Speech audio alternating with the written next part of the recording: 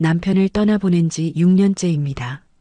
저는 김나정, 62살, 전직 교사 출신이죠. 지금은 서울 북촌에서 한복 공방을 운영하고 있습니다. 작은 공간이지만 저에겐 세상 전부였어요. 아침마다 공방 문을 열고 창가에 앉아 바늘에 실을 꿰는 시간. 그 시간만큼은 마음이 고요했습니다. 찢어진 천을 꿰매며 중얼거리곤 했죠. 찢어진 옷은 꿰매면 되는데 찢긴 마음은 어디서부터 꿰매야 할까? 남편이 세상을 떠난 뒤로 저는 누구와도 깊은 이야기를 나누지 않았습니다. 혼자가 편했어요. 아니, 편하다고 스스로를 속였던 것 같습니다. 손님들과는 예의 바르게 인사를 나누지만 그게 전부였죠. 친구 지연이가 가끔 전화를 걸어 언니 밥 한번 먹자고 했지만 저는 늘 바쁘다는 핑계로 돌려보냈습니다. 그러던 어느 가을날이었어요. 오후 2시쯤 공방 문이 열리는 소리가 들렸습니다. 손님이 드물 시간이라 고개를 들었죠. 그때 처음 본 그 사람이 들어왔습니다.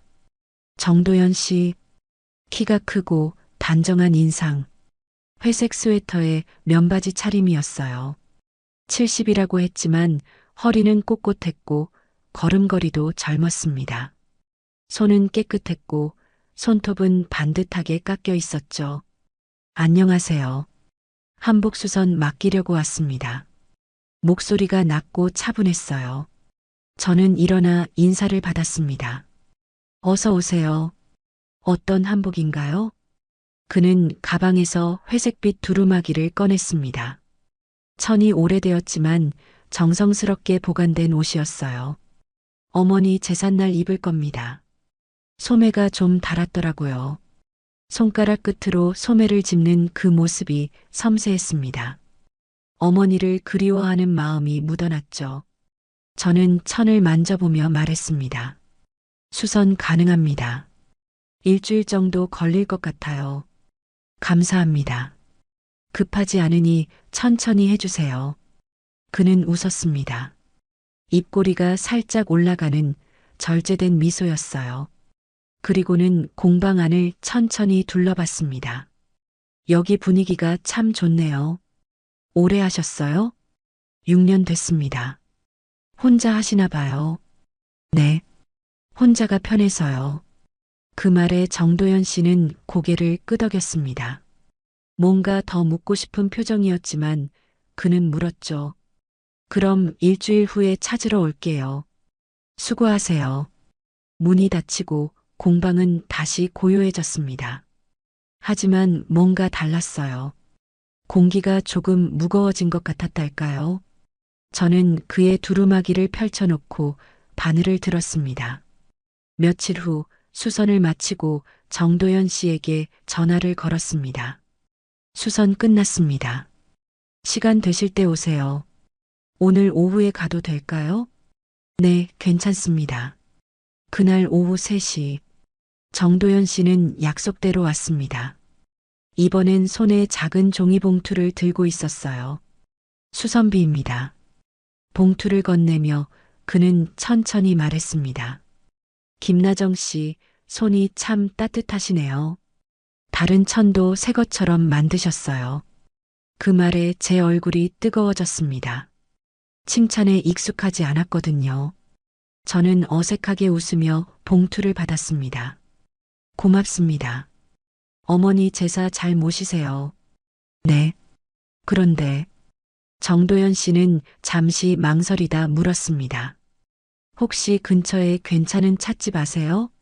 여기 처음 와서 잘 모르겠더라고요. 저는 순간 당황했습니다. 이게 뭔가를 권유하는 말인가 싶었죠. 하지만 그의 표정은 담담했습니다. 그저 정보를 물어보는 것뿐이었어요. 골목 끝에 작은 찻집이 있습니다. 조용하고 괜찮아요. 감사합니다. 그럼 다음에 또 뵐게요. 그는 인사를 하고 나갔습니다. 저는 그의 뒷모습을 보며 생각했습니다. 왜 마음이 이렇게 두근거릴까? 6년 만에 처음 느끼는 감정이었습니다. 낯설었지만 무섭지는 않았어요. 오히려 따뜻했습니다. 그날 밤 저는 창가에 앉아 바늘을 들었습니다. 실을 꿰며 중얼거렸죠. 김나정, 너 지금 뭐 하는 거야? 하지만 입가엔 미소가 번졌습니다. 오랜만에 느껴본 설렘이었습니다. 그리고 일주일 후 정도연 씨는 다시 공방 문을 열었습니다. 김나정 씨, 이번엔 바지를 수선하고 싶어서요. 그렇게 그는 자주 오기 시작했습니다. 정도연 씨는 그 후로도 자주 공방을 찾았습니다. 처음엔 한 달에 한 번, 그 다음엔 2주에 한 번. 어느새 일주일에 두세 번씩 들르게 됐죠. 수선할 옷이 그렇게 많을 리 없었습니다. 저도 알았어요. 하지만 마다하지 않았습니다. 나정 씨, 오늘도 바쁘신가요? 아니요, 괜찮습니다. 그럼 잠깐 차 한잔 하실래요? 근처 찻집에서요. 처음엔 거절하려 했습니다. 하지만 정도연 씨의 눈빛이 진심으로 보였어요. 저는 고개를 끄덕였습니다. 찻집은 조용했습니다. 창가 자리에 앉아 녹차를 시켰죠. 정도연 씨는 천천히 말했습니다. 저도 혼자 삽니다. 아내를 10년 전에 먼저 보냈어요. 그러셨군요. 외롭더라고요. 집이 크면 뭐 하나 싶더라고요. 그의 목소리에 쓸쓸함이 묻어났습니다. 저는 그 감정을 알았어요. 혼자라는 게 얼마나 무거운지 말하지 않아도 느껴졌습니다. 저도 비슷합니다. 6년째 혼자 살고 있어요. 힘드셨겠어요. 익숙해지더라고요. 익숙해지면 괜찮아지는 것 같더라고요. 정도연 씨는 고개를 저었습니다. 익숙함이 괜찮음은 아니잖아요. 그 말이 제 가슴을 찔렀습니다. 맞았어요. 저는 익숙해진 게 아니라 포기한 거였습니다. 누군가와 다시 가까워지는 걸, 상처받는 걸, 외로움을 나누는 걸. 그날 이후 우리는 자주 만났습니다. 공방에서 차를 마시고 근처 공원을 산책했죠. 정도연 씨는 말이 많지 않았지만 듣는 법을 알았습니다. 제가 한복 이야기를 하면 끝까지 들어줬어요. 제가 교사 시절 이야기를 하면 고개를 끄덕이며 웃었죠. 나정 씨는 사람을 편하게 하는 힘이 있어요. 제가요? 네. 옆에 있으면 마음이 따뜻해집니다. 그런 말을 듣는 게 얼마만인지 모르겠습니다. 저는 얼굴이 뜨거워져서 고개를 돌렸어요. 정도연 씨는 경제적으로도 여유가 있었습니다. 중소기업을 운영하다 은퇴했다고 했어요. 연금도 나오고 저축도 넉넉하다고 했죠. 하지만 그는 돈 이야기를 과시하듯 하지 않았습니다. 그저 담담하게 말했어요. 이제 남은 건 시간이에요. 그 시간을 누구와 보내느냐가 중요하더라고요. 어느 날 정도연 씨가 저녁 식사를 제안했습니다. 나정 씨, 오늘 저녁 시간 되세요? 네, 괜찮습니다. 그럼 제가 아는 한정식집이 있는데 거기 가볼까요? 한정식집은 조용하고 품이 있었습니다. 음식이 하나씩 나올 때마다 정도연 씨는 제 앞에 반찬을 먼저 놓아줬어요. 물도 미리 따라주고 냅킨도 챙겨줬습니다. 배려가 몸에 밴 사람이었죠. 식사 중 그가 주머니에서 작은 약통을 꺼냈습니다. 실례합니다. 약 먹을 시간이라서요. 괜찮습니다. 무슨 약이세요? 혈압약이에요. 70인데도 밤에 피곤한 걸 모르겠어요. 그는 웃으며 약을 삼켰습니다. 농담처럼 던진 말이었지만 저는 뭔가 이상했습니다. 밤에 피곤한 걸 모른다는 말. 그 뉘앙스가 묘했어요. 마치 자신의 체력을 자랑하는 것 같았달까요? 하지만 저는 웃으며 넘겼습니다. 건강하신 게 좋은 거죠. 그렇죠. 건강해야 사람답게 사는 거 아니겠어요. 그날 저녁 정도연 씨는 저를 집 앞까지 바래다 줬습니다. 차에서 내리려는데 그가 말했습니다. 나정 씨, 저 솔직히 말해도 될까요? 네. 저 요즘 나정 씨 생각 많이 합니다. 제 심장이 쿵 내려앉았습니다. 예상했지만 막상 들으니 떨렸어요. 나정 씨도 혼자시고 저도 혼자입니다. 나이도 비슷하고요. 남은 인생 서로의 체온으로 버티면 안 될까요? 그의 목소리는 진지했습니다. 눈빛도 흔들림이 없었어요. 저는 입술을 깨물며 생각했습니다. 다시 사랑할 수 있을까? 다시 누군가와 가까워질 수 있을까? 정도연 씨, 저는 아직 준비가 안 된 것 같아요. 천천히 생각해 보세요. 제가 기다릴게요. 그는 조르지 않았습니다. 강요하지도 않았죠. 그저 조용히 기다렸습니다. 그 태도가 저를 더 흔들었어요. 며칠 후 친구 지연에게 전화가 왔습니다. 언니, 요즘 얼굴 좋아 보이던데. 무슨 일 있어? 아니, 별일 없어. 거짓말. 표정이 달라. 남자 생겼지? 저는 웃으며 말했습니다. 생각 중이야. 아직은. 언니, 좋은 사람이면 놓치지 마. 우리 나이에 다시 만나기 쉽지 않아. 지연의 말이 머릿속을 맴돌았습니다. 맞았어요.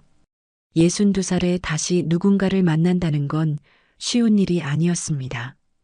일주일 후, 저는 정도연 씨에게 전화를 걸었습니다. 정도연 씨, 저 생각 정리됐어요. 어떻게 하시기로요? 한번 해보고 싶습니다. 저희, 전화 너머로 그의 숨소리가 들렸습니다. 안도하는 숨소리였어요. 감사합니다, 나정 씨. 후회 안 하게 할게요. 그렇게 우리는 3개월 만에 결혼을 결심했습니다. 빠른 결정이었지만 후회는 없었어요. 아니, 그때는 없다고 믿었습니다. 우리 나이에 뭘 더 기다리겠어요. 남은 시간이 아까웠습니다. 결혼식은 간소하게 치렀습니다. 가족과 친구 몇 명만 불렀죠. 정도연 씨는 그날 제 손을 잡으며 말했습니다. 여보, 평생 잘해줄게요. 여보. 그 호칭이 낯설었지만 따뜻했습니다. 저는 그의 손을 꼭 잡았습니다. 저도요. 신혼의 시작은 달콤했습니다. 적어도 처음엔 그랬어요. 신혼집은 정도연 씨가 살던 아파트였습니다. 넓고 깨끗했어요. 햇빛도 잘 들고 가구도 고급스러웠죠. 처음엔 모든 게 좋았습니다. 아침마다 정도연 씨가 커피를 내려주고 저녁엔 함께 산책을 나갔어요. 손을 잡고 걷는 그 시간이 평화로웠습니다. 하지만 밤이 오면 달랐습니다. 첫날 밤 정도연 씨는 제 손을 잡았습니다. 여보, 오늘 정말 행복해요. 저도요. 그는 저를 꼭 안았습니다. 따뜻했어요. 오랜만에 느끼는 체온이었죠. 저는 그 품에 안겨 눈을 감았습니다. 하지만 그날 밤은 예상보다 길었습니다. 정도연 씨는 쉬지 않았어요. 제가 힘들다고 하면 잠깐 멈췄다가 다시 시작했습니다. 여보, 금방이에요. 조금만 더요. 그의 목소리는 다급했습니다. 마치 뭔가에 쫓기는 것 같았어요. 저는 참았습니다. 첫날 밤이니까, 서툴 수 있으니까. 하지만 둘째 날도, 셋째 날도 똑같았습니다. 아침엔 상냥했어요. 커피를 내려주고 아침밥도 차려줬죠. 하지만 밤만 되면 변했습니다. 그는 제 몸을 원했어요. 하루에 한 번이 아니라 2번, 3번, 새벽까지 이어질 때도 있었습니다. 여보, 오늘은 좀 쉬어요. 피곤해요. 금방이에요, 여보. 금방 끝나요. 그 말이 점점 공포처럼 느껴졌습니다. 금방이라는 게 30분이 되고 1시간이 됐어요. 제 몸은 점점 무너져 갔습니다. 허리가 아프고 다리가 저렸어요. 잠도 제대로 못 잤죠. 일주일째 되던 날 저는 거울을 봤습니다. 눈 밑에 다크서클이 생겼어요. 얼굴은 헬쑥했고 입술은 바짝 말라 있었죠. 이게 신혼의 모습인가 싶었습니다. 행복해야 할 시간이 왜 이렇게 힘들까? 정도연 씨는 아침마다 말했습니다. 여보, 어젯밤 좋았어요. 우리 궁합이 잘 맞는 것 같아요. 저는 대답할 수 없었습니다. 좋았다고 말할 수 없었어요. 그저 웃으며 고개를 끄덕였죠. 그가 원하는 대답을 주는 게 편했습니다. 그러던 어느 날 친구 지연에게서 문자가 왔습니다. 언니, 어제 새벽 1시에 전화했어? 근데 말은 없고 숨소리만 들리더라. 무슨 일 있어? 저는 깜짝 놀라 휴대폰을 확인했습니다. 통화 기록을 보니 새벽 1시 17분. 지연에게 3분간 통화한 기록이 있었어요. 하지만 저는 전화한 적이 없었습니다. 그때 정도연 씨가 거실에서 들어왔습니다. 여보, 뭐 봐요? 이상한 일이 있어요. 어젯밤에 제 폰으로 지연이한테 전화가 갔더라고요. 정도연 씨는 잠시 멈칫했습니다. 그러더니 웃었어요. 아, 그거요. 제가 실수로 눌렀나 봐요. 여보가요? 네. 어젯밤에 여보 폰 충전하려다가 화면 켜졌는데 실수로 터치한 것 같아요. 그의 설명은 자연스러웠습니다. 하지만 뭔가 이상했어요. 새벽 1시에 제 폰을 만진 이유가 뭘까? 충전은 항상 제가 했는데. 그랬구나. 지연이가 놀랐대요. 미안해요. 제가 조심할게요. 정도연 씨는 웃으며 제 어깨를 두드렸습니다. 그 손길이 무겁게 느껴졌어요. 그날 밤도 정도연 씨는 저를 원했습니다. 여보, 오늘은 진짜 안 돼요. 너무 피곤해요. 조금만요. 여보 보니까 그냥 안 되겠어요. 그는 제 말을 듣지 않았습니다. 저는 눈을 감고 참았어요. 언제까지 이래야 하나? 언제까지 이렇게 살아야 하나? 새벽 2시가 넘어서야 끝났습니다. 정도연 씨는 만족스러운 표정으로 잠들었어요. 저는 침대에 누워 천장을 바라봤습니다. 눈물이 나올 것 같았지만 참았습니다. 다음 날 아침 정도연 씨는 여전히 상냥했습니다. 여보, 오늘 뭐 먹고 싶어요? 아무거나 괜찮아요. 그럼 제가 된장찌개 끓여줄게요. 그는 부엌으로 갔습니다. 저는 소파에 앉아 멍하니 창밖을 바라봤어요. 이게 정상인가?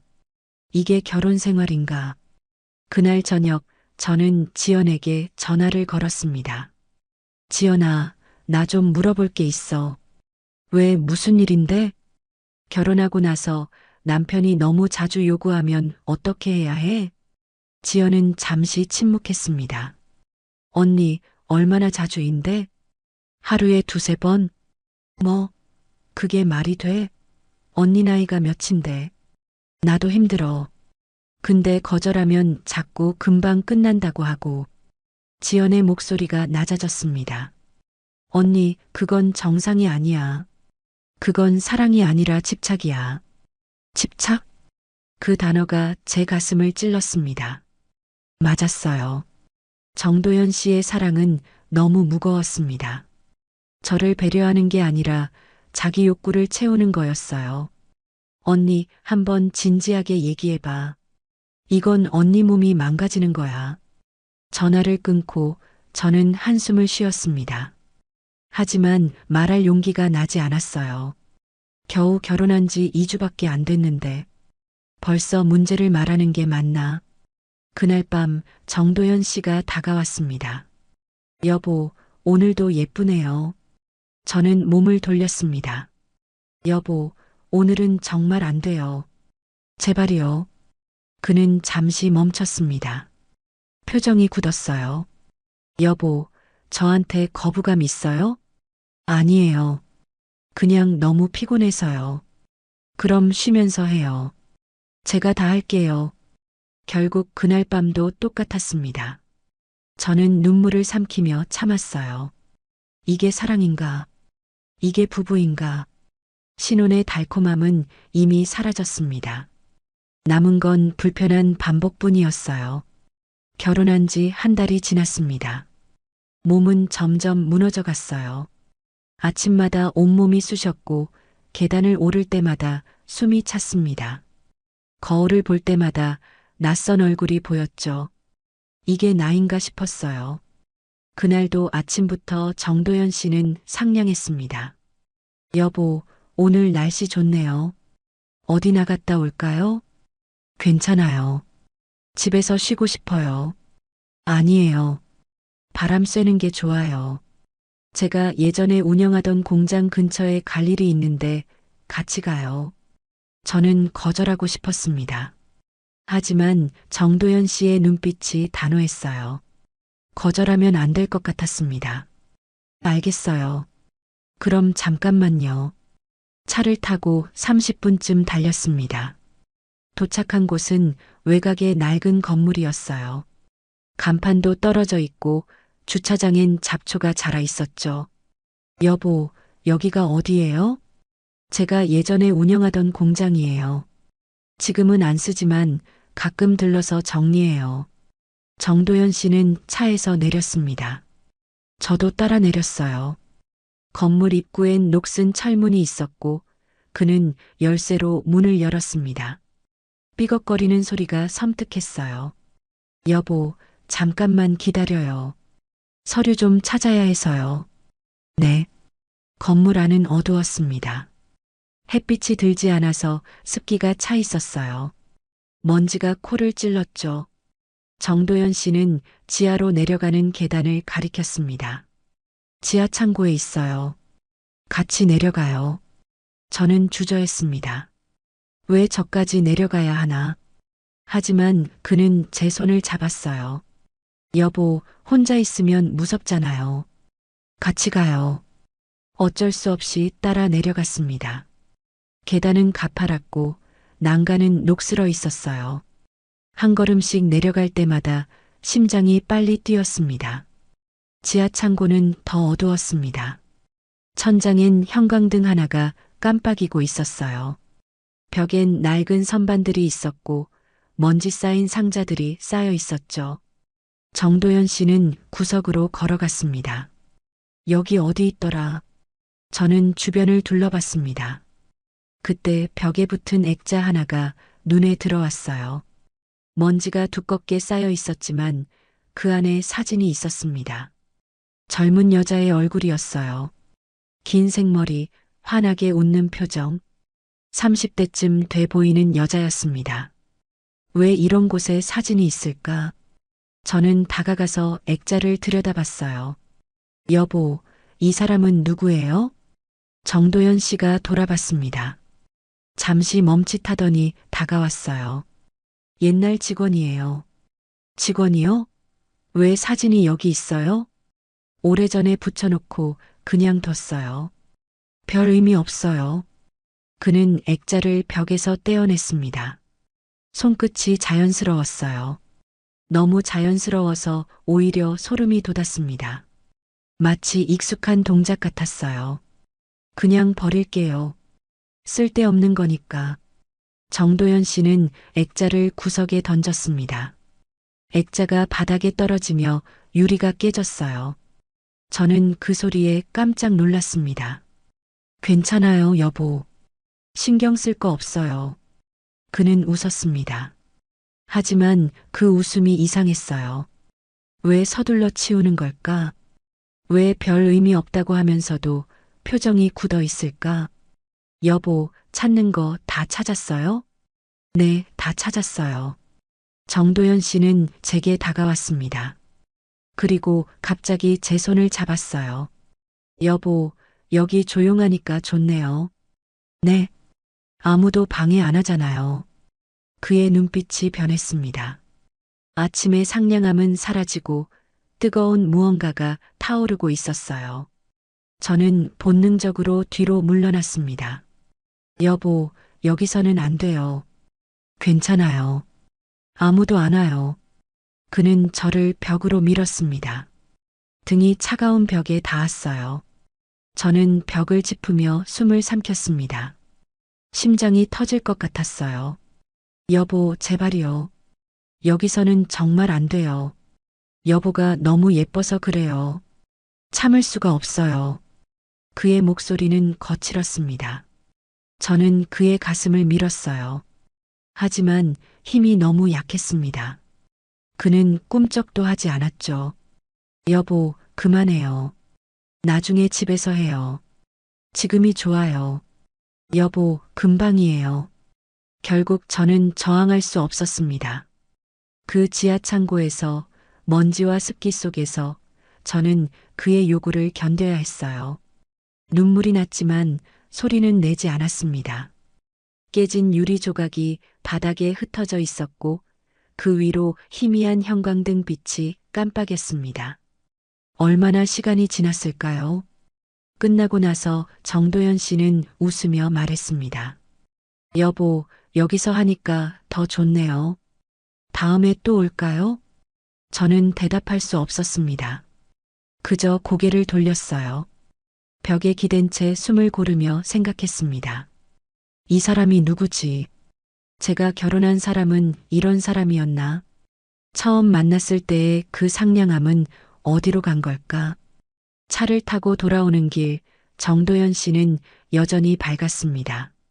여보, 오늘 날씨 좋았죠? 드라이브 겸 다녀와서 좋았어요. 저는 창밖만 바라봤습니다. 지나가는 풍경이 흐릿하게 보였어요. 눈물이 차올라서였습니다. 집에 도착해서 샤워를 했습니다. 뜨거운 물을 온몸에 끼얹으며 울었어요. 소리 없이 조용히 물소리에 묻혀 아무도 모르게 거울에 비친 제 얼굴은 창백했습니다. 눈은 충혈되어 있었고 입술은 바짝 말라 있었어요. 이게 신혼의 얼굴인가? 이게 행복한 사람의 얼굴인가? 그날 밤 정도연 씨는 또 저를 원했습니다. 여보, 오늘 너무 좋았어요. 한 번 더 할까요? 저는 이불을 끌어안았습니다. 더 이상 참을 수 없었어요. 하지만 거절할 용기도 없었습니다. 그저 눈을 감고 견뎠어요. 새벽 3시가 되어서야 잠들 수 있었습니다. 꿈속에서도 지하 창고의 형광등이 깜빡였어요. 깨진 액자 속 여자의 얼굴이 계속 떠올랐습니다.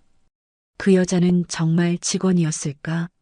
아니면 다른 누군가였을까?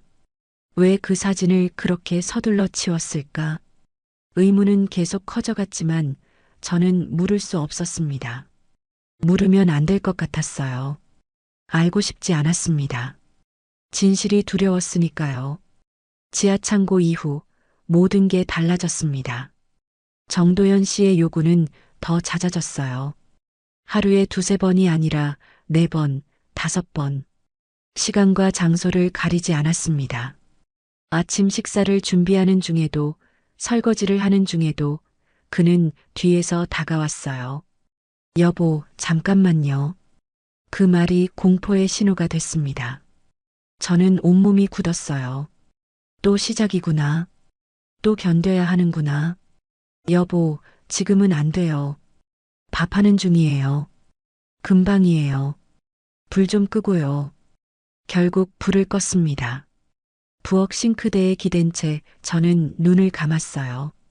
뒤에서 들리는 그의 거친 숨소리, 차가운 싱크대의 감촉, 창밖으로 들리는 새소리, 모든 게 비현실적이었습니다. 청소를 하던 중에도 똑같았습니다. 진공 청소기를 들고 거실을 청소하는데 정도연 씨가 다가왔어요. 여보, 오늘 참 예쁘네요. 여보, 청소 끝나고요. 아니요. 지금이요. 청소하는 모습이 너무 예뻐서요. 그는 청소기 전원을 껐습니다. 그리고 저를 소파로 이끌었어요. 저는 저항했지만 소용없었습니다. 그의 힘은 강했고 제 힘은 너무 약했어요. 거실 창문으로 햇빛이 들어왔습니다. 밝은 대낮이었어요. 이웃집 발코니에서 누군가 빨래를 넣는 소리가 들렸죠. 세상은 평범하게 돌아가는데 저만 이 지옥에 갇힌 것 같았습니다. 저녁을 먹고 난 뒤에도 마찬가지였어요. 여보, 오늘 저녁 맛있었어요. 다행이네요. 맛있어서 힘이 나요. 여보 덕분에요. 그 말이 끝나자마자 그는 제 손을 잡았습니다. 식탁에 앉은 채로 그는 저를 끌어당겼어요. 여보, 식사 끝났으니까 이제 우리 시간이에요. 저는 접시를 내려놨습니다. 손이 떨렸어요. 매일 매순간 끝이 없었습니다. 언제까지 이래야 하나? 언제까지 이렇게 살아야 하나? 몸은 점점 망가졌습니다. 허리는 끊어질 것 같았고 다리는 제 몸을 지탱할 수 없었어요. 화장실 거울을 볼 때마다 낯선 사람이 보였습니다. 눈은 푹 꺼졌고 뺨은 살이 빠져 있었죠. 머리카락도 빠지기 시작했어요. 친구 지연에게 전화를 걸었습니다. 지연아, 나 병원 좀 가봐야 할 것 같아. 왜? 어디 아파? 몸이 너무 힘들어. 매일 온몸이 쑤시고 잠도 못 자겠어. 언니, 그거 남편 때문 아니야? 저는 대답할 수 없었습니다. 맞았어요. 정도연 씨 때문이었습니다. 하지만 인정하고 싶지 않았어요. 아니야. 그냥 피곤해서 그래. 언니, 솔직히 말해. 남편이 너무 심한 거 아니야? 심하진 않아. 그냥 자주 그래. 얼마나 자주인데? 하루에 서너 번? 지연이 한숨을 쉬었습니다. 언니, 그건 정상이 아니야. 그건 병이야. 중독이라고. 중독. 그 단어가 귓가에 맴돌았습니다. 정도연 씨는 중독된 걸까? 저에게? 아니면 그 행위 자체에? 그날 밤 저는 일찍 잠들려고 했습니다. 여보, 저 좀 일찍 자도 될까요? 너무 피곤해요. 그러세요. 푹 쉬어요. 정도연 씨는 이해하는 듯 고개를 끄덕였습니다. 저는 안도하며 침실로 들어갔어요. 이불을 덮고 눈을 감았습니다. 오늘은 편히 잘 수 있겠구나. 하지만 1시간 뒤 문이 열렸습니다. 정도연 씨가 들어왔어요. 저는 자는 척했습니다. 움직이지 않았죠. 하지만 그는 제 어깨를 흔들었어요. 여보, 자요? 네, 자고 있었어요. 미안해요. 근데 여보 보니까 그냥 못 자겠어요. 저는 눈을 떴습니다. 어둠 속에서 정도연 씨의 눈이 빛났어요. 뜨겁고 집요한 눈빛이었습니다. 여보, 제발이요. 오늘은 정말 쉬고 싶어요. 금방이에요. 금방 끝낼게요. 결국 그날 밤도 똑같았습니다. 저는 이불을 움켜쥐고 참았어요. 눈물이 흘렀지만 소리는 내지 않았습니다. 새벽 3시쯤 됐을까요? 목이 너무 말라서 일어났습니다. 정도연 씨는 깊이 잠들어 있었어요. 저는 조용히 침실 문을 나왔습니다. 부엌으로 가려는데 복도 끝에서 불빛이 새어나왔어요. 서재였습니다. 서재 문은 항상 잠겨 있었어요. 정도연 씨는 그곳을 서류 보관용으로 쓴다고 했습니다. 그런데 지금 불이 켜져 있었어요. 저는 조심스럽게 다가갔습니다. 문틈 사이로 빛이 새어나왔습니다. 안에서 소리가 들렸어요. 노트북 자판 소리, 그리고 거친 숨소리. 저는 문손잡이를 잡았습니다. 잠겨 있었어요. 하지만 문틈으로 안을 들여다볼 수 있었습니다. 정도연 씨가 노트북 앞에 앉아 있었어요. 화면은 보이지 않았지만 그의 표정은 보였습니다. 눈빛이 흐려져 있었고 숨은 거칠게 몰아쉬고 있었어요. 저는 문을 두드렸습니다. 여보, 뭐 하는 거예요? 안에서 당황하는 소리가 들렸습니다. 노트북을 닫는 소리, 의자를 뒤로 미는 소리. 잠시 후 문이 열렸어요. 여보, 왜 앉아요? 물 마시려고 나왔어요. 여보는 뭐해요? 운동 영상 봤어요. 체력은 유지해야 하니까요. 정도연 씨는 웃었습니다. 하지만 그 새벽의 눈빛은 너무 뜨거웠어요. 식지 않은 욕망이 그대로 담겨 있었습니다. 새벽 3시예요? 잠이 안 와서요. 그냥 영상 보면서 시간 보내는 거예요. 그는 자연스럽게 설명했습니다. 하지만 뭔가 이상했어요. 운동 영상을 보면서 왜 숨을 그렇게 거칠게 쉬었을까? 왜 서재문을 잠가놨을까? 그럼 이제 자러 가요. 너무 늦었어요. 네, 여보. 같이 가요. 침실로 돌아오는 길, 저는 계속 생각했습니다. 정도연 씨는 뭘 보고 있었을까? 정말 운동 영상이었을까? 아니면 다른 무언가였을까? 그날 이후로 저는 밤마다 깨어 있었습니다. 정도연 씨가 서재로 가는지 확인하려고요. 그리고 며칠 후 또 불빛이 새어나왔습니다. 이번엔 문을 두드리지 않았어요. 그냥 문 앞에 서서 안을 들여다봤습니다. 정도연 씨는 노트북 화면을 응시하고 있었어요. 어떤 영상을 보는 것 같았습니다. 그의 손은 책상 위에 있었고 몸은 앞으로 기울어져 있었죠. 저는 뒤로 물러섰습니다. 더 이상 보고 싶지 않았어요. 알고 싶지 않았습니다. 진실이 두려웠으니까요. 더 이상 집에만 있을 수 없었습니다. 숨이 막혔어요. 벽이 점점 좁아지는 것 같았습니다. 정도연 씨는 매일 저를 원했고 저는 매일 무너져 갔어요. 누군가와 이야기해야 했습니다. 이대로는 미쳐버릴 것 같았어요. 그래서 교회 봉사 모임에 나갔습니다. 결혼 전엔 매주 나갔던 곳이었어요. 하지만 결혼 후엔 한 번도 가지 못했습니다. 정도연 씨가 함께 있기를 원했거든요. 하지만 그날은 달랐어요. 여보, 오늘 교회 봉사 모임 가야 해요. 오늘이요? 같이 있고 싶은데. 오래 안 갔어요. 언니들이 걱정하실 거예요.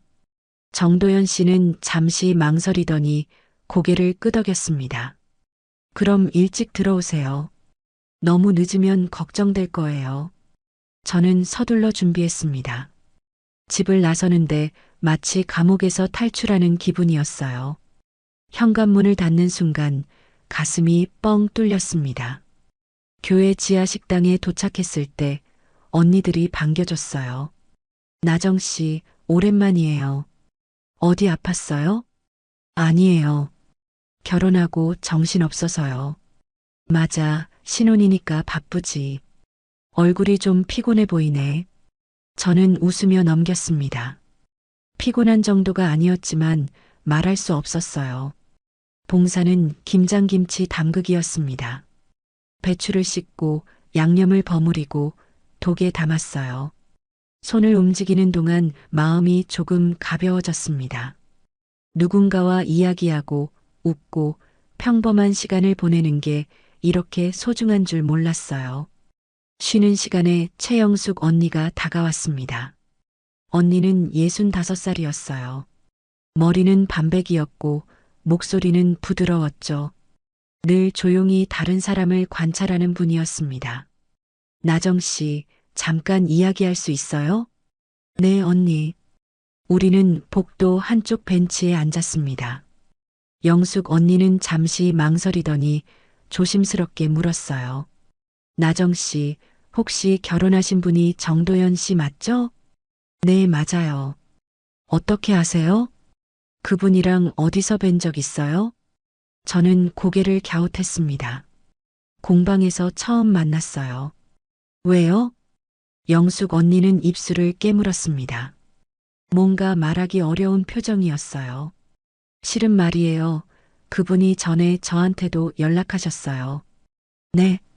한 2년 전쯤이었어요.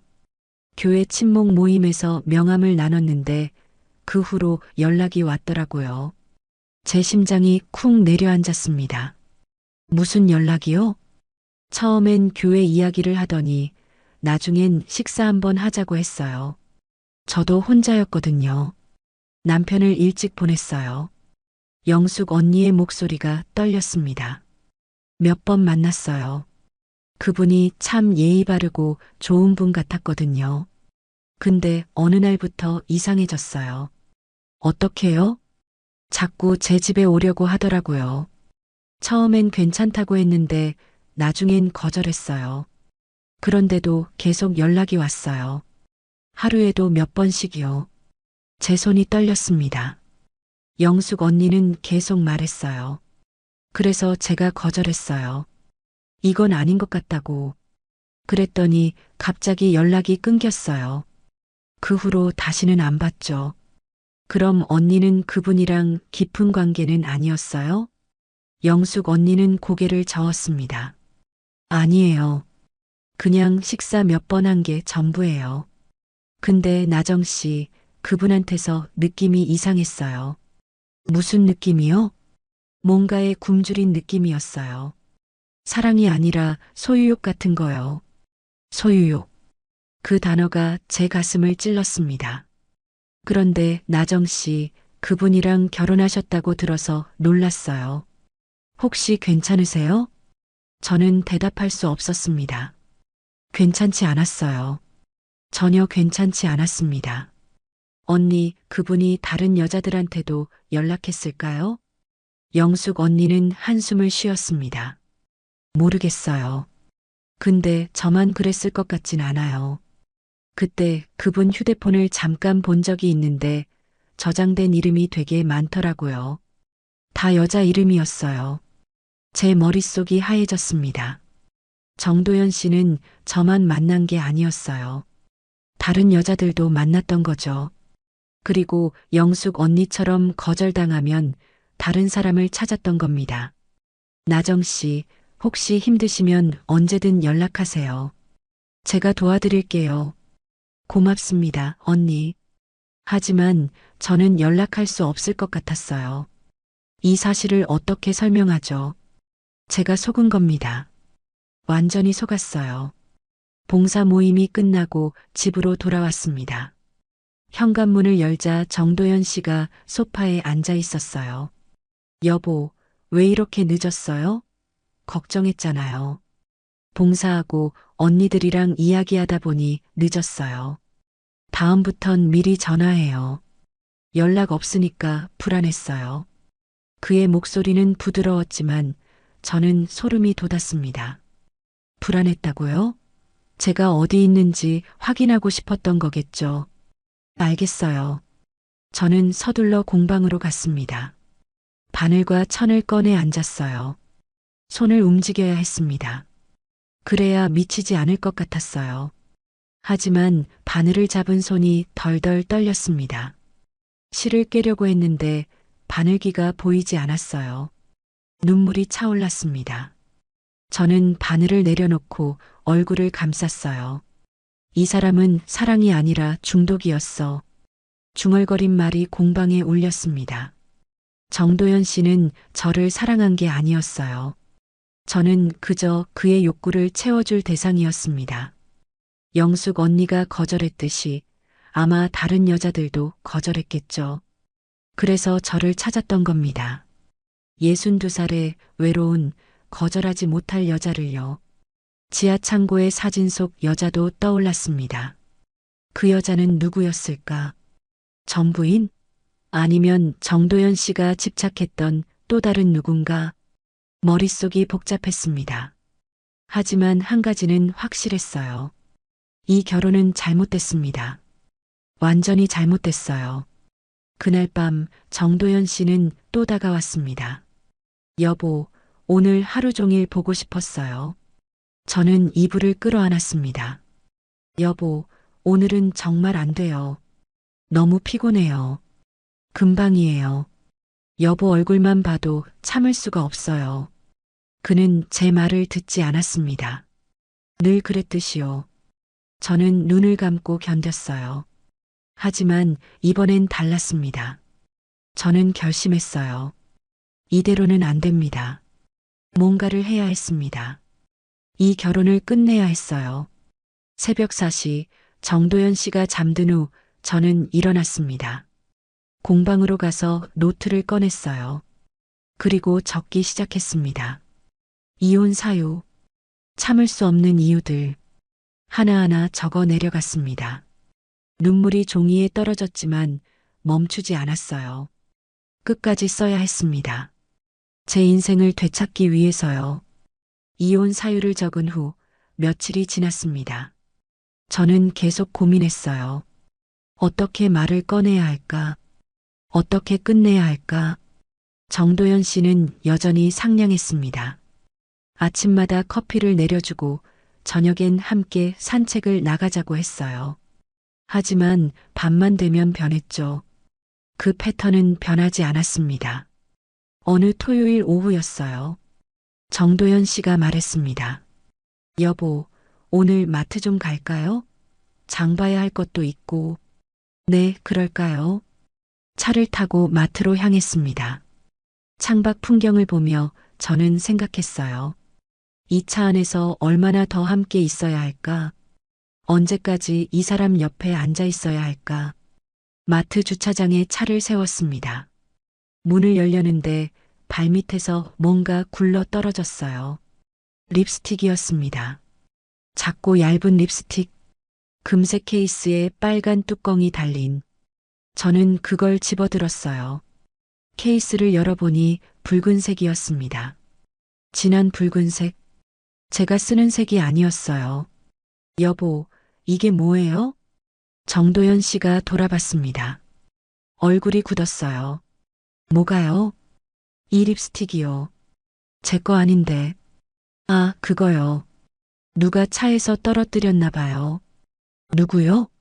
모르겠어요. 지난번에 친구 태워준 적 있는데 그때 떨어진 건가. 그의 설명은 자연스러웠습니다.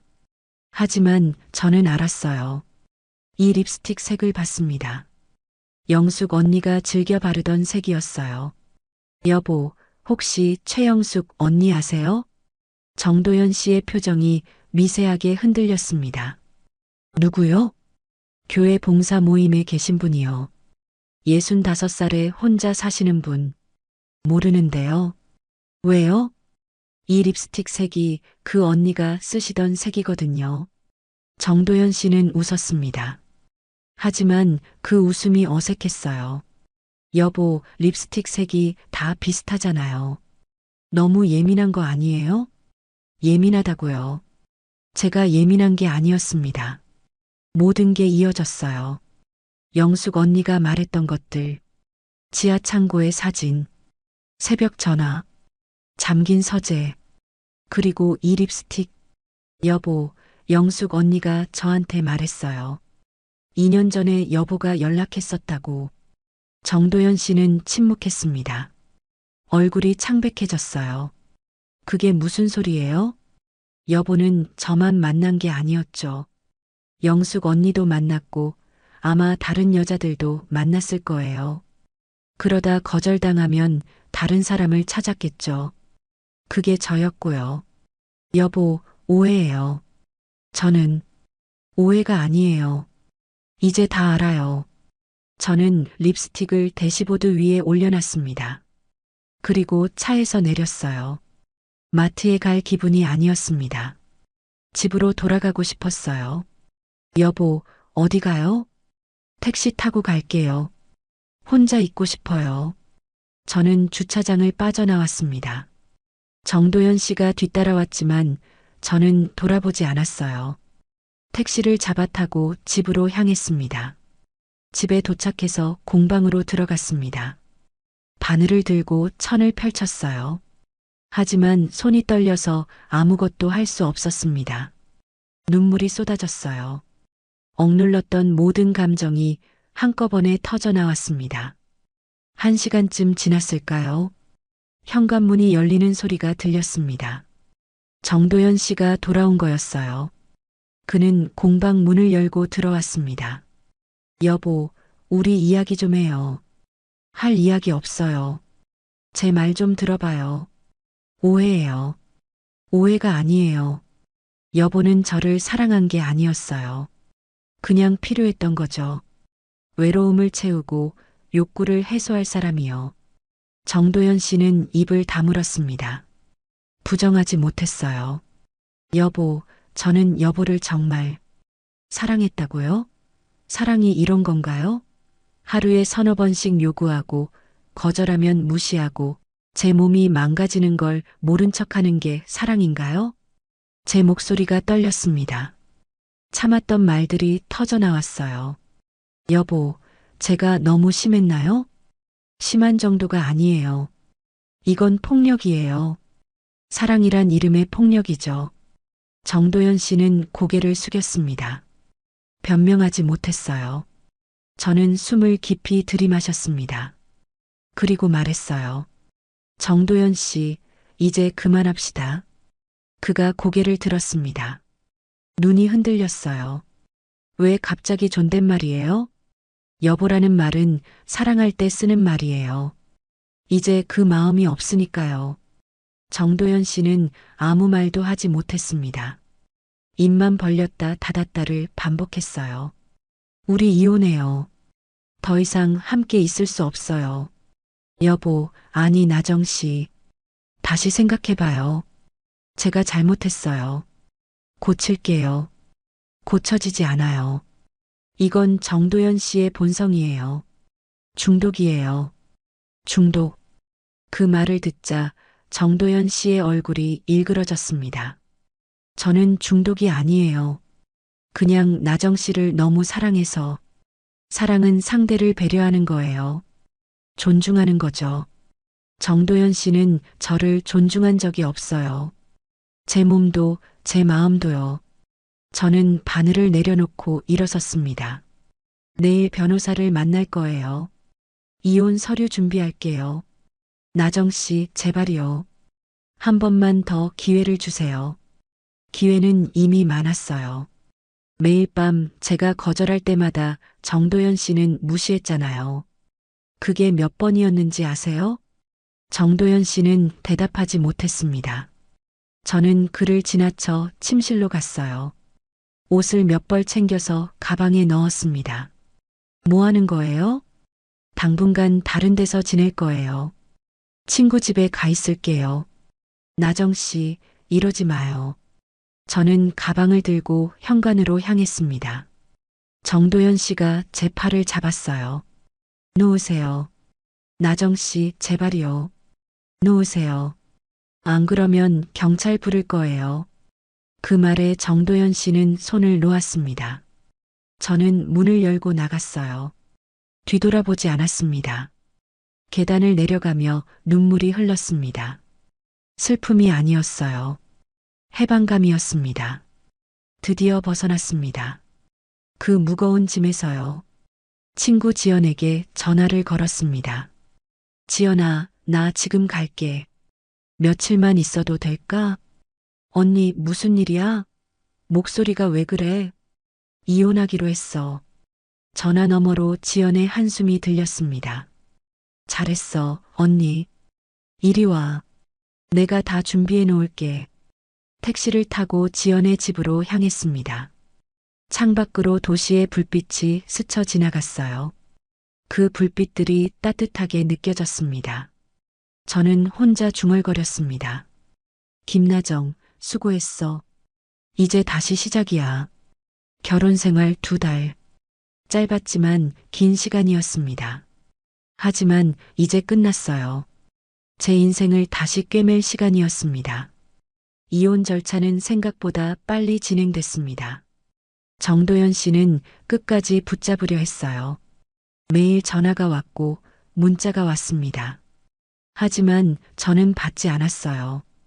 변호사를 통해서만 연락했죠. 재산 분할도 간단했습니다. 저는 아무것도 원하지 않았어요. 그냥 자유가 필요했습니다. 석 달 만에 이혼이 확정됐습니다. 법원에서 나오는 길, 햇빛이 눈부셨어요. 가을이었습니다. 바람이 살랑 불었고 낙엽이 길에 흩어져 있었죠. 저는 그 길을 천천히 걸었습니다. 처음으로 제 발걸음이 가볍게 느껴졌어요. 지연이 옆에서 말했습니다. 언니, 이제 끝났어. 새로 시작하는 거야. 응, 이제 시작이야.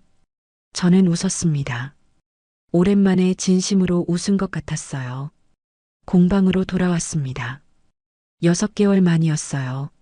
문을 열자 먼지 냄새가 났습니다. 창문을 열었죠. 바람이 들어와 먼지를 날렸어요. 저는 천천히 공방을 둘러봤습니다. 재봉틀, 바늘, 천뭉치들, 모든 게 그대로였습니다. 시간이 멈춘 것 같았어요. 하지만 저는 변했습니다. 6개월 전에 제가 아니었죠. 며칠 동안 공방을 정리했습니다. 먼지를 털고 천을 다시 정돈하고 재봉틀을 손질했어요. 손을 움직이는 게 좋았습니다. 마음이 차분해졌죠. 일주일 후 저는 결심했습니다. 간판을 바꾸기로요. 예전 간판은 나정한복 공방이었어요. 평범했습니다. 이제는 다른 이름이 필요했어요. 제 이야기를 담은 이름, 마음수선실 김나정. 새 간판을 주문했습니다. 목공의 장인에게 부탁해서 따뜻한 느낌의 나무 간판을 만들었어요. 붓글씨로 쓴 이름이 새겨졌습니다. 간판이 완성되던 날 저는 직접 달았어요. 사다리에 올라가 간판을 거는데 손이 떨렸습니다. 설렘이었어요. 두려움이 아니라 기대였죠. 간판을 다 달고 내려와서 바라봤습니다. 마음수선실 김나정. 햇빛에 반짝이는 간판을 보며 눈물이 났습니다. 이제 저는 옷만 수선하는 게 아니었어요. 마음도 수선하는 곳. 찢어진 마음을 꿰매는 곳. 제 오픈 날 친구들이 찾아왔습니다. 지연, 영숙 언니, 교회 봉사 모임 언니들. 모두 꽃다발을 들고 왔어요. 언니 축하해. 정말 멋진 이름이야. 나정씨, 새 출발 응원할게요. 저는 그들을 맞으며 웃었습니다. 진심으로 고마웠어요. 이들이 없었다면 견디지 못했을 겁니다. 차를 내오고 과자를 나눠 먹으며 이야기했습니다. 옛날 이야기도 앞으로의 계획도요. 웃음소리가 공방에 가득했어요. 손님들도 하나둘 찾아왔습니다. 예전 단골들이었어요. 모두 반가워했습니다. 사장님, 오랜만이에요. 어디 가셨어요? 잠깐 쉬었어요. 이제 다시 시작합니다. 저는 간단하게 대답했습니다. 자세한 이야기는 하지 않았어요. 그럴 필요가 없었습니다. 어느 날 오후 젊은 여자가 찾아왔습니다. 30대쯤 돼 보이는 여자였어요. 손에 찢어진 한복을 들고 있었습니다. 수선 가능할까요? 당연하죠. 어디 볼게요. 저는 한복을 펼쳤습니다. 소매가 크게 찢어져 있었어요. 하지만 고칠 수 있었습니다. 일주일이면 됩니다. 감사합니다. 근데 사장님, 간판 이름이 특이하네요. 마음수선실이요. 저는 웃었습니다. 옷만 수선하는 게 아니라 마음도 수선하고 싶어서요. 와, 멋진데요. 저도 요즘 마음이 찢어진 것 같거든요. 그 여자는 쓸쓸하게 웃었습니다. 저는 그 표정을 알았어요. 저도 그랬으니까요. 천천히 꿰매면 됩니다. 찢어진 건 언젠가 다시 붙으니까요. 그럴까요? 네. 시간이 걸리겠지만요. 그 여자는 고개를 끄덕이며 나갔습니다. 저는 찢어진 한복을 바라봤어요. 그리고 바늘을 들었습니다. 한 땀 한 땀 꿰매기 시작했습니다. 바늘이 천을 통과할 때마다 생각했어요. 저도 이렇게 꿰매지고 있구나. 찢어졌던 제 마음이 한 땀씩 붓고 있구나. 창가로 바람이 들어왔습니다. 따뜻한 가을바람이었어요. 커튼이 살랑 흔들렸습니다. 저는 바늘을 잠시 멈추고 창밖을 바라봤어요. 하늘이 높고 푸르렀습니다. 구름이 천천히 흘러갔어요. 새 한 마리가 날아갔습니다. 평온했습니다. 오랜만에 느끼는 평온이었어요. 누군가의 요구도 무거운 짐도 없었습니다. 그저 저와 바늘과 천만 있었죠. 저녁이 되어 공방 문을 닫았습니다. 정리를 하고 불을 끄고 창문을 닫았어요. 그리고 간판을 한 번 더 바라봤습니다. 마음수선실 김나정. 저는 중얼거렸습니다. 몸보다 마음이 무거웠던 결혼이었어요. 이젠 내 인생을 다시 꿰맬 거예요. 그 말이 바람에 실려 흩어졌습니다. 집으로 돌아가는 길, 저는 가벼운 발걸음으로 걸었습니다. 혼자였지만 외롭지 않았어요. 이제 저는 혼자가 편했습니다. 진짜로요. 그날 밤 지연에게서 문자가 왔습니다. 언니, 오늘 공방 다녀갔어. 간판 너무 예뻐. 언니도 예뻤어. 행복해 보여서 나도 기뻤어. 저는 웃으며 답장했습니다. 고마워. 나 이제 괜찮아. 정말로. 그리고 휴대폰을 내려놓고 창밖을 바라봤습니다. 달이 떠 있었어요. 환한 보름달이었습니다. 문득 정도연 씨가 떠올랐습니다. 미워하지 않았어요. 연민도 없었습니다. 그저 담담했어요. 그 사람도 불행했겠죠. 사랑을 소유로 착각했으니까요.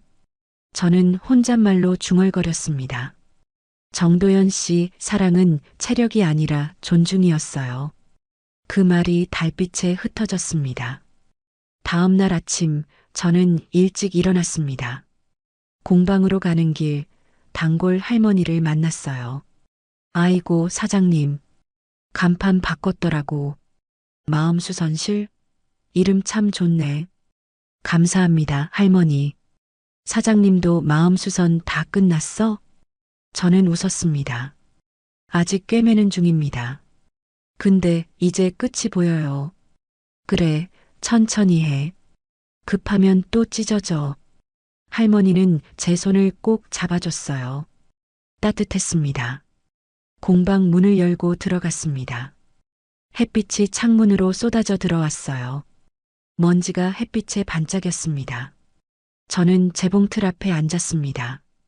바늘을 들고 천을 펼쳤어요. 오늘도 누군가의 찢어진 옷을 꿰맬 것입니다. 그리고 제 마음도 한 땀 더 꿰맬 거예요. 바늘이 천을 통과했습니다. 한 땀, 또 한 땀. 저는 웃으며 중얼거렸습니다. 김나정, 잘하고 있어. 천천히 한 땀씩. 창밖으로 바람이 불었습니다. 간판이 살랑 흔들렸어요. 마음수선실 김나정. 그 이름이 햇빛에 반짝였습니다. 저는 계속 바늘을 움직였습니다. 오늘도 내일도 모레도 찢어진 것들을 꿰매며 살아갈 것입니다. 그렇게 제 인생을 다시 수선하며요. 그리고 언젠가는 완전히 회복되겠죠.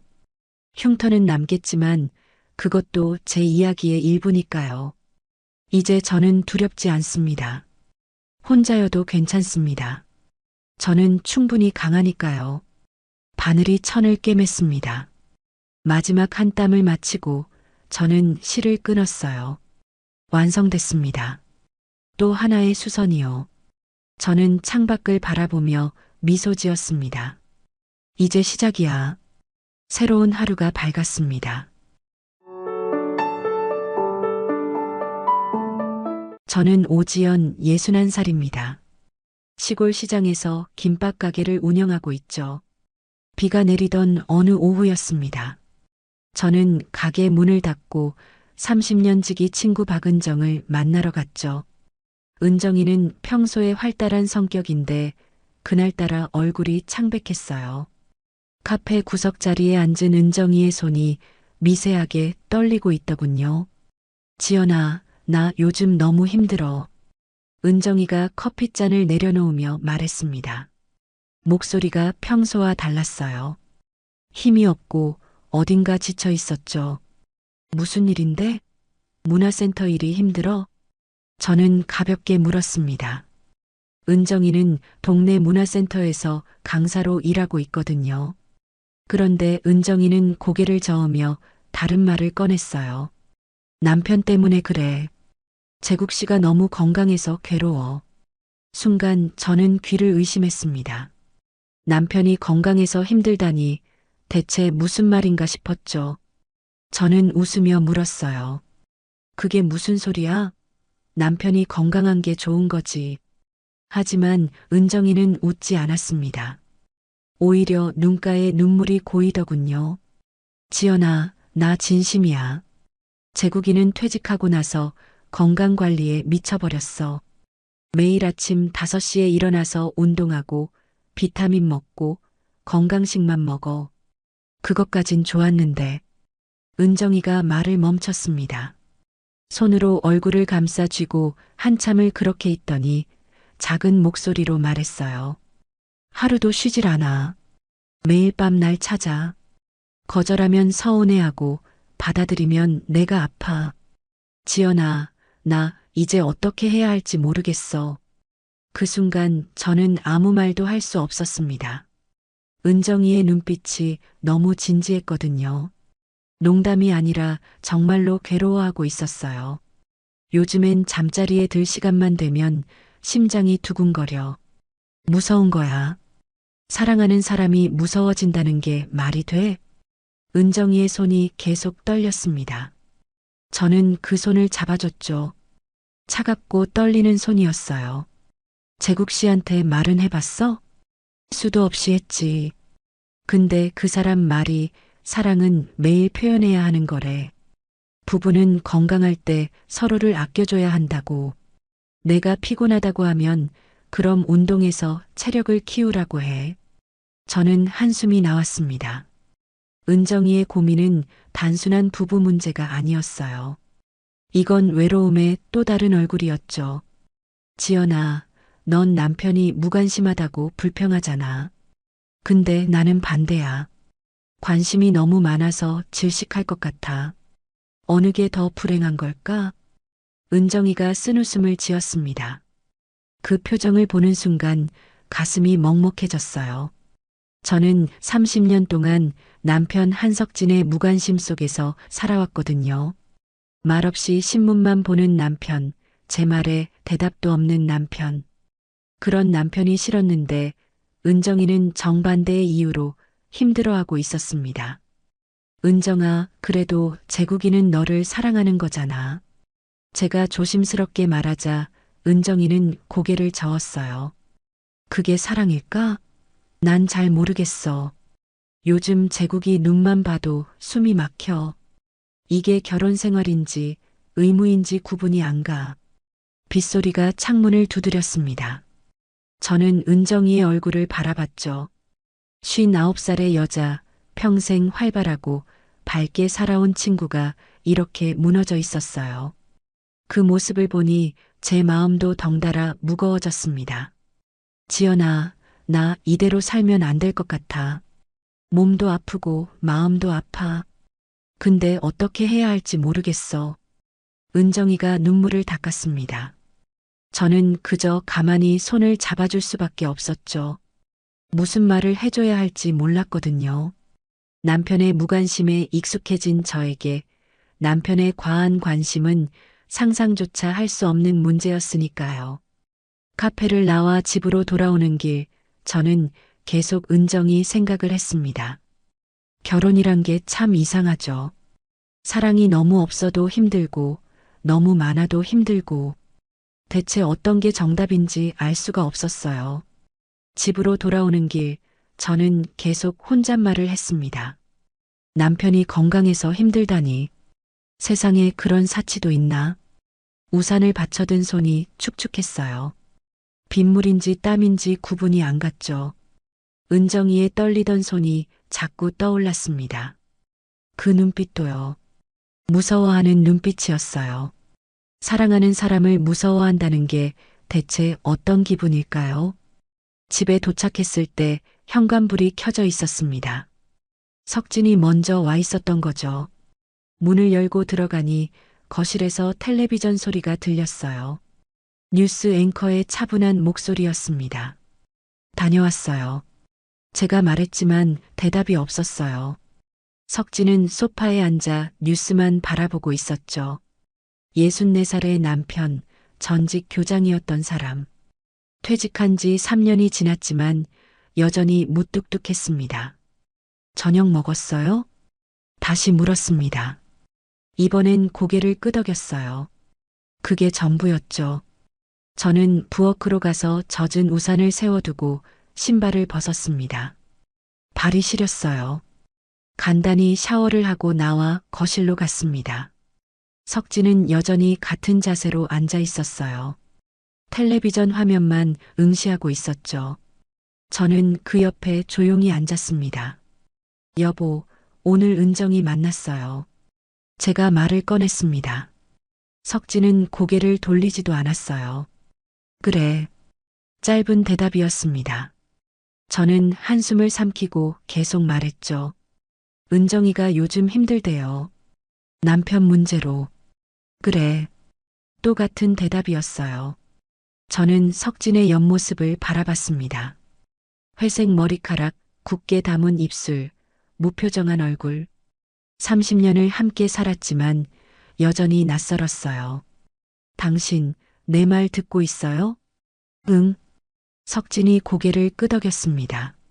하지만 눈은 여전히 텔레비전을 향하고 있었죠. 저는 말을 멈췄어요. 무슨 말을 해도 소용없다는 걸 알았거든요. 그때였습니다. 창밖에서 소리가 들려왔어요. 여자 목소리였죠. 당신은 나를 이해하지 않아. 은정이었습니다. 우리 집과 은정이네 집은 골목 하나를 사이에 두고 있거든요. 창문을 열면 서로 목소리가 들릴 정도로 가까웠어요. 이게 다 사랑해서 그러는 거잖아. 남자 목소리가 뒤따랐습니다. 재국 씨였죠. 두 사람의 목소리가 점점 커졌어요. 사랑이면 다야? 내가 힘들다는데 왜 몰라줘? 당신이 날 피하잖아. 부부가 그러면 안 되지. 나 진짜 지쳤어. 매일매일이 고통이야. 은정이의 목소리가 떨렸습니다. 울고 있는 것 같았어요. 저는 창문 쪽을 바라봤죠. 빗줄기 너머로 은정이네 집 불빛이 보였습니다. 석진은 여전히 뉴스만 보고 있었어요. 창밖 소리는 전혀 신경 쓰지 않는 것 같았죠. 아니, 들리지도 않는 걸까요? 저는 석진을 다시 바라봤습니다. 우리 부부는 싸우지도 않았어요. 싸울 만큼 대화를 하지 않았으니까요. 언제부터였을까요? 이렇게 된 게 아이들이 독립하고 나서였을까요? 아니면 그보다 훨씬 전부터였을까요? 저는 문득 깨달았습니다. 은정이는 남편의 과한 사랑에 지쳐 있고 저는 남편의 무관심에 익숙해져 있다는 거리요. 어느 쪽이 더 불행할까요? 사랑이 너무 많아서 숨이 막히는 것과 사랑이 너무 없어서 외로운 것 중에서요. 당신은 나한테 관심이 없잖아. 창밖에서 은정이의 목소리가 다시 들렸습니다. 관심 없으면 이렇게까지 안 해. 재국 씨의 목소리도 높아졌죠. 저는 가만히 앉아서 그 소리를 들었습니다. 석진은 리모컨을 들어 채널을 돌렸어요.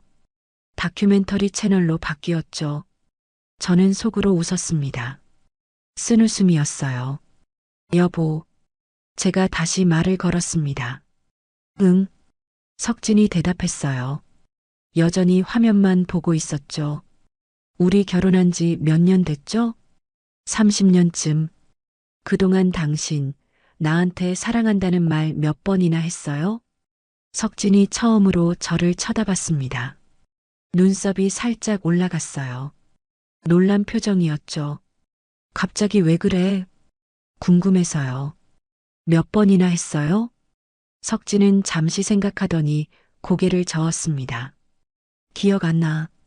한 번도 안 했잖아요. 제가 조용히 말했습니다. 석진은 아무 대답도 하지 않았어요. 다시 텔레비전을 보기 시작했죠. 창밖의 싸움 소리는 점점 작아졌습니다. 빗소리만 남았어요. 저는 소파에 기댄 채 천장을 바라봤습니다. 은정이는 매일 사랑한다는 말을 듣겠죠. 매일 남편의 관심을 받고 매일 요구를 받고 그게 버거워서 무너지고 있었어요. 반면 저는 30년 동안 단 한 번도 그런 말을 듣지 못했습니다. 관심도 요구도 없었죠. 어느 게 더 나을까요?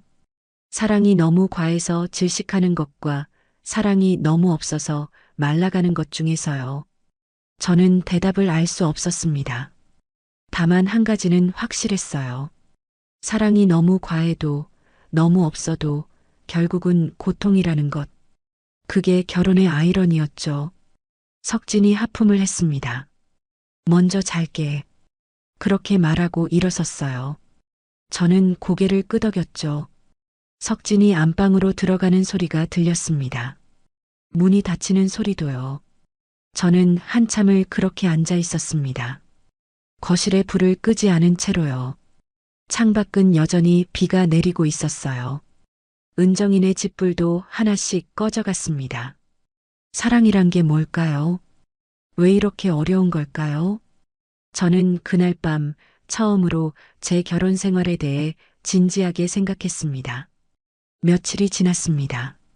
시장은 여전히 바쁘게 돌아갔고 저는 김밥을 말고 손님을 받았죠. 오전 11시쯤이었을 거예요. 가게 문이 열리면서 은정이가 들어왔습니다. 지연아. 은정이의 목소리가 평소와 달랐어요. 힘이 빠져 있었죠. 얼굴도 푸석해 보였습니다. 화장을 안 한 것 같았어요. 은정이는 평소에 화장을 꼼꼼히 하는 사람인데 말이죠. 앉아. 뭐 먹을래? 저는 손을 씻고 은정이 앞에 앉았습니다. 은정이는 고개를 저었어요. 배가 안 고파. 물만 줘. 제가 물을 따라주자 은정이는 한 모금 마셨습니다. 손이 또 떨리고 있었어요. 컵을 내려놓을 때 테이블에 부딪히는 소리가 났죠. 지연아, 나 어제 울었어. 은정이가 작은 목소리로 말했습니다. 왜? 또 재국 씨가 뭐라고 했어? 아니, 아무 말도 안 했어. 그게 더 무서워. 은정이의 눈가가 붉었습니다. 어젯밤 많이 울었나 봐요. 무슨 일 있었어? 제가 물었습니다. 은정이는 한참을 입술을 깨물다가 말했어요. 어제도 당신이 날 찾았어. 근데 나 진짜 몸이 안 좋았거든. 생리통도 있고 허리도 아프고. 그래서 오늘은 좀 쉬자고 했어. 은정이가 말을 멈췄습니다. 숨을 크게 들이마셨죠. 그랬더니 당신 표정이 확 굳더라. 말은 안 하는데 눈빛이 달라졌어. 서운한 표정이었어. 내가 당신을 거부한다는 표정. 그 눈빛을 보는 순간, 지연아, 나 너무 무서웠어. 무서워? 응. 이제 당신 눈만 봐도 무서워. 또 요구하면 어쩌나, 또 거절하면 상처받으면 어쩌나. 매일 그 생각뿐이야. 은정이의 목소리가 떨렸습니다. 저는 은정이의 손을 잡아줬어요. 차갑고 축축했습니다. 은정아, 그래도 재국 씨는 널 사랑하는 거잖아. 건강하고 싶은 것도 너랑 오래 함께 하려고 그러는 거고. 제가 조심스럽게 말했습니다. 하지만 은정이는 고개를 세차게 저었어요. 그건 사랑이 아니야, 지연아. 은정이가 저를 똑바로 쳐다봤습니다. 눈에 눈물이 고여 있었어요. 그건 사랑이 아니라 자기 욕심이야. 자기가 원할 때, 자기가 필요할 때만 날 생각해. 내가 힘들다는 건 중요하지 않아. 내 몸이 아프다는 것도, 내 마음이 지쳤다는 것도 그 사람한텐 다 핑계로 들려. 은정아, 나한테는 지옥이야. 사랑이라는 이름의 지옥. 매일 밤이 두렵고 주말이 무서워. 당신이 집에 있는 시간이 길어질수록 난 숨이 막혀. 은정이가 얼굴을 감싸쥐었습니다. 어깨가 떨렸어요. 울고 있었죠. 저는 아무 말도 할 수 없었습니다. 은정이의 고통이 너무 생생하게 느껴졌거든요. 30년 지기 친구가 이렇게 무너져가는 모습을 보니 가슴이 아팠어요. 지연아, 넌 좋겠다. 은정이가 눈물을 닦으며 말했습니다. 석진 씨는 당신한테 아무것도 요구 안 하잖아. 간섭도 안 하고. 그게 얼마나 편한지 알아? 그 말을 듣는 순간 제 마음이 묘하게 흔들렸습니다. 좋다고요? 석진이가 저한테 아무것도 요구하지 않는 게 좋은 거라고요? 은정아, 그건 말을 하려다 멈췄습니다. 뭐라고 말해야 할지 몰랐거든요. 석진은 정말 저한테 아무것도 요구하지 않았어요. 관심도 없었고 대화도 없었죠. 그게 편한 건가요? 아니면 외로운 건가요? 미안, 지연아. 내가 오늘 좀 이상해. 그냥 너무 힘들어서. 은정이가 일어섰습니다. 나 먼저 갈게. 문화센터 수업 있어. 은정아, 괜찮아? 응, 괜찮아. 익숙해지려고 노력 중이야. 이게 내 삶이니까. 은정이가 억지로 웃으며 가게를 나갔습니다. 저는 빈 의자를 바라봤어요.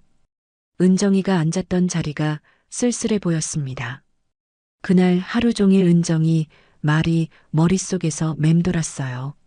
사랑이 아니라 욕심이라는 말, 사랑받는 것도 괴롭다는 말. 그 말들이 제 안에서 무언가를 흔들어 놓았습니다. 저녁에 집에 돌아왔습니다. 석진은 역시나 거실에 앉아 있었어요. 신문을 보고 있었죠. 저는 부엌에서 저녁을 차렸습니다. 냉장고에 있던 반찬들을 꺼내서 상에 올렸어요. 저녁 먹어요. 제가 말했지만 석진은 신문만 보고 있었습니다. 여보, 저녁이요. 다시 말했습니다. 그제야 석진이 신문을 접고 식탁에 앉았어요. 우리는 말없이 밥을 먹었습니다.